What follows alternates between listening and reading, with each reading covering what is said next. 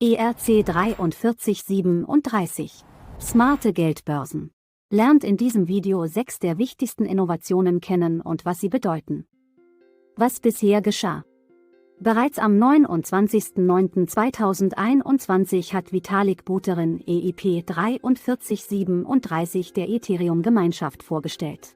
Auf der Ethereum Denver wurde im November 2022 bekannt gegeben, dass dieses EIP 4337 auf dem Ethereum-Netzwerk implementiert wurde. Da sie EVM-kompatibel sind, funktioniert das auf allen EVM-Netzwerken.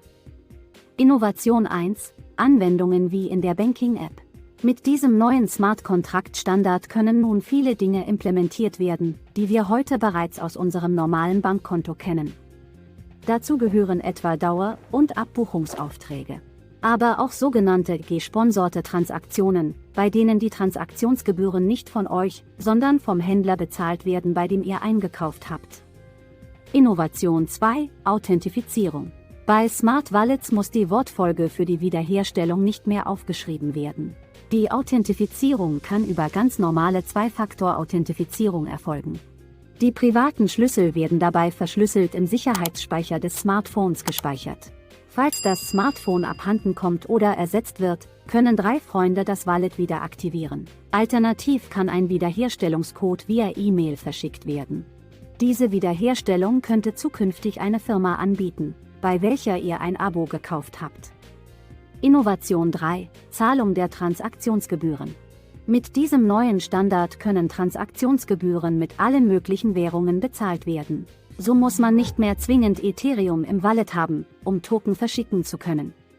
So können zukünftig Unternehmen ihren eigenen Token herausbringen und damit ihren Kunden unterschiedliche Vorteile generieren. Das senkt die Einstiegshürden für Kunden erheblich und ermöglicht Anwendungen, bei denen der Kunde gar nicht merkt, dass er mit einem dezentralen Netzwerk interagiert. Bitte den Kanal abonnieren, das Video teilen und ein "Gefällt mir" hier lassen. Am Ende gehen wir noch auf die Vor- und Nachteile ein. Also dranbleiben.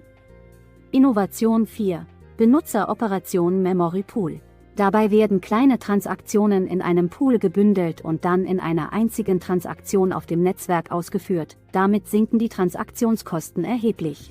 Damit können alle Ebene 1 Netzwerke auch für kleine Transaktionen verwendet werden. Innovation 5: Multisig. Bei einer Multisig-Geldbörse müssen mehrere Personen eine Transaktion signieren. Das war bisher etwas sperrig in der Anwendung. Mit den Smart Wallets soll das ganz einfach gehen. Somit können Firmen und Institutionen diese Geldbörsen verwenden und halten ihre Compliance-Richtlinien ein. Innovation 6: Trading. Smart Wallets können selbstständig mit Währungen handeln. Handelsroboter arbeiten direkt in der smarten Geldbörse. Damit fallen externe Roboter weg und das Gegenparteirisiko sinkt. Nun wollen wir uns die Vor- und Nachteile ansehen. Zuerst die Vorteile.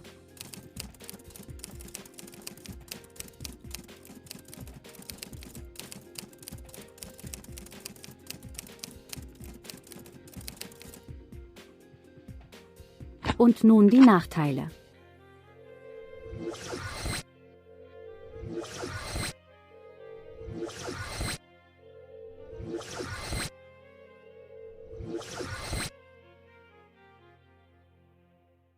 Herzlichen Dank, dass ihr so lange dran geblieben seid.